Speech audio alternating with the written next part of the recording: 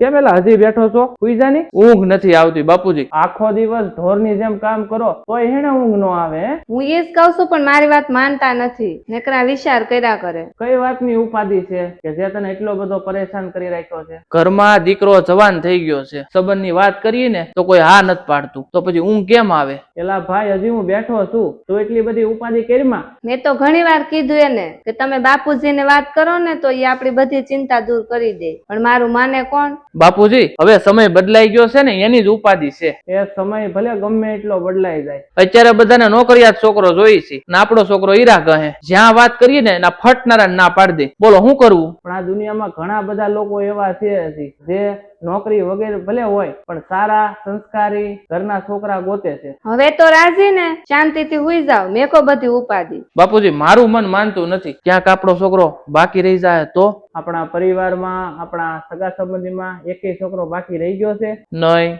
બસ તો પછી. અને જો તોય છતાં તને બહુ ઉતાવળ હોય ને તો મારો મિત્ર ઓલો સગનો નથી એની ના વાત કરી, આમે કેદુનો બહુ કેવરાવે છે. બોલ, વાત કરવી છે? ખરેખર બાપુજી? હા. બીજી કઈ તકલીફ હોય તો કે.